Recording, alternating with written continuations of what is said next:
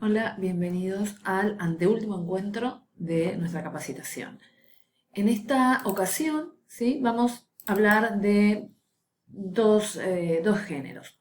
Por un lado, los procedimientos, ¿sí? También dentro de la familia de los géneros que informan, ¿sí? ¿Cuáles son los procedimientos? Los procedimientos son textos o géneros que tienen como propósito dirigir. Entonces indican cómo realizar una actividad, ¿sí? Una receta, un experimento, un algoritmo, qué hacer y qué no hacer, y en este caso estamos frente a protocolos, o indicar cómo se ha realizado explicar o describir cómo se ha realizado una actividad. En ese caso estamos ante una memoria de experimento o ante una observación, ¿no? Son los informes en los que se cuenta cómo se llevó a cabo un experimento. Como son textos que no ofrecen mayor dificultad, no los vamos a trabajar acá, ¿sí? Si quieren, ustedes pueden observar aquí que tienen, además de la finalidad, ¿sí? Cuáles son las etapas, por ejemplo, en un procedimiento, cuya finalidad es indicar cómo hacer experimentos y observaciones. Bien, uno encuentra la finalidad del experimento, la primera etapa, después el equipamiento que se necesita y después los pasos que hay que seguir para llevar a cabo el experimento. En el caso de una memoria de experimento o una observación, la finalidad es exponer los pasos y el resultado al que se arribó al realizar un experimento, y en ese caso también vamos a encontrar estas etapas: la finalidad, el método utilizado y los resultados obtenidos. Bien. Como dije antes, no ofrecen mayores dificultades el trabajo con el género de procedimientos, y en la literatura que tienen se trabaja en forma profunda, tanto en el libro de Rose y Martin, Leer para Aprender, como en Moyano 2012, ¿sí? En el que pueden encontrar, ahí les indico la página 284, explicaciones de procedimientos para las ciencias naturales. En caso de que ustedes quieran trabajar este género en el trabajo que van a presentar para aprobar este curso, bien, profundizamos ahí la revisión de las etapas, de las fases y demás. Por otra parte, vamos a pasar a otra familia, ¿sí? De géneros, aquellas que tienen como propósito evaluar. Por un lado tenemos las respuestas a textos y por otro lado tenemos las argumentaciones. En el caso de las respuestas a textos estamos hablando de actividades que solemos pedir en lengua y literatura, ¿sí? Podemos pedir un relato personal en el caso de que queramos saber qué es lo que sintió el estudiante al leer un texto. Podemos estar ante una reseña si queremos que evalúe distintos aspectos, ¿sí? De una obra, literaria o no, o podemos pedir un comentario de texto en el caso de que pidamos que se interprete el mensaje. Hay que decir que este último género, el comentario de texto, no es utilizado en Argentina, es más propio de España, y como el libro de Rose y Martin fue traducido por españoles, bien, aparece en la traducción. Bien, las respuestas a textos, ¿sí? Interesan especialmente a los profesores de lengua y literatura, sobre todo de literatura. No los vamos a desarrollar aquí porque están dirigidas solamente a este grupo de docentes, pero propuestas para enseñar estos géneros se desarrollan en profundidad en Ensayar la enseñanza, el libro de Moyano y Nieto. Así que ahí tienen varias propuestas como para ir sacando ideas, y además, bueno, vamos a tener los espacios de consulta para elaborar el trabajo. Por último, dentro de la familia de géneros que evalúan, vamos a tener las argumentaciones, cuyo propósito es convencer al lector o al receptor de un mensaje de algo. Dentro de este libro, si se apoya un solo punto de vista, si se defiende un solo punto de vista, los autores hablan de argumentación. Cuando se defienden dos o más puntos de vista, se habla de un debate o de una discusión. Es decir, no es que se defienden dos o más puntos de vista, se presentan dos puntos de vista, en general ¿sí? Se argumenta a favor de uno solo, pero se presentan por lo menos dos posiciones contrarias. En ese caso, en el caso en que se presenten dos posiciones, ¿sí? Estamos ante un debate o discusión. Entonces, fíjense que en estos géneros argumentativos, como en la argumentación, cuya finalidad es argumentar a favor de un punto de vista, vamos a tener las siguientes etapas. Una tesis, que es aquello que se defiende, argumentos que van a respaldar la tesis que se defiende y finalmente un cierre del texto reiterando la tesis y recuperando algunos elementos que se fueron presentando a medida que se presentaban los argumentos. En la discusión se van a debatir dos o más puntos de vista. Las etapas que obligatoriamente tienen que aparecer son las siguientes. La cuestión que se presta a debate o discusión, las diferentes perspectivas acerca de esa cuestión y finalmente una conclusión que en general va a tender a apoyar una de las perspectivas que se presentan.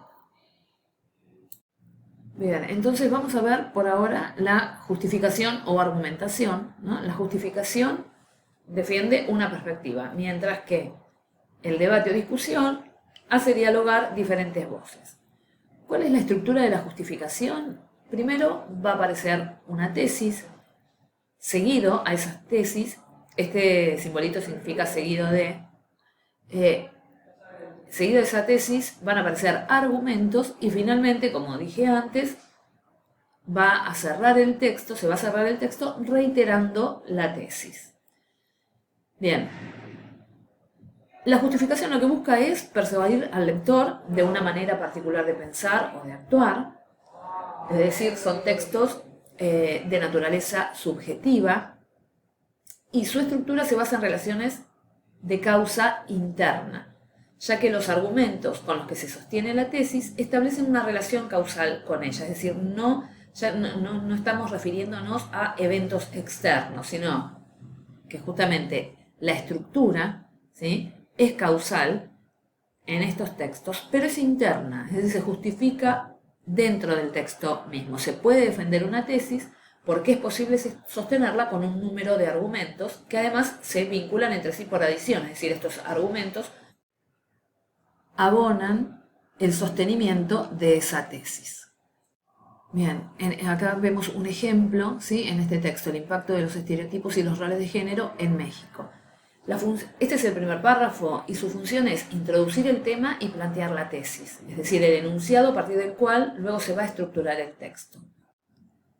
Entonces, fíjense cómo el texto comienza y nos va llevando, ¿sí?, nos va abriendo, nos va despejando el camino para que se pueda plantear la tesis hacia el final del párrafo. Empieza concediendo algo, ¿no? Dice, bueno, concedamos que hoy en día se están rompiendo las barreras del deber ser que están socialmente asignadas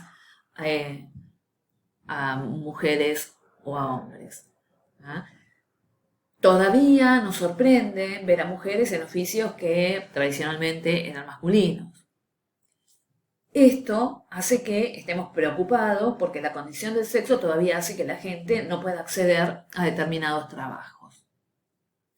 Y al final del último párrafo, bien, hay una expresión de subjetividad muy fuerte, que es esto desafortunadamente, así es como se siente la autora, y entonces plantea la tesis, los estereotipos o roles de género aún siguen coartando el desarrollo profesional de los individuos, casi siempre en detrimento de las mujeres, lo que impide avanzar hacia la equidad del género. Es decir, esa es la tesis, la idea que se defiende, que se va a problematizar y que se va a poner en discusión a lo largo del texto.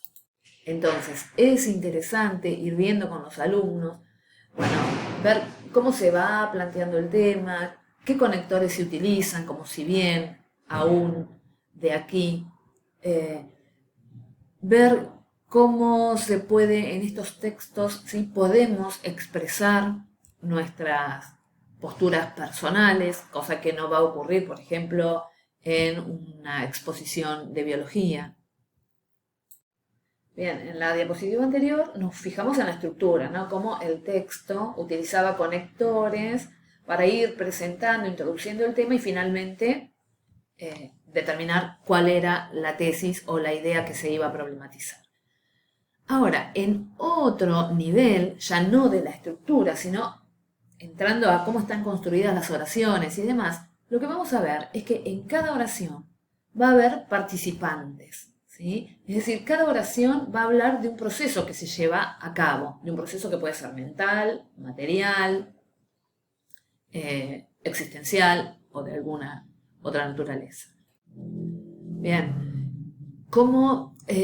¿quiénes llevan a cabo esos procesos? Los participantes, es decir, en las oraciones van a aparecer partes de la oración que son las que llevan a cabo las acciones o las que sufren los estados y demás. Si yo digo Juan rompió el jarrón, Juan es el que lleva a cabo la acción de romper. Si digo el chico rompió el jarrón, el chico, que en este caso es un grupo nominal, ya no un sustantivo como Juan, es el que lleva a cabo la acción. Si yo digo Juan creció mucho, ¿sí? Bueno, Juan es el que sufrió o experimentó el proceso de crecer. No es que hizo algo, ¿sí? Le pasó eso. Entonces, en todas las oraciones vamos a encontrar participantes.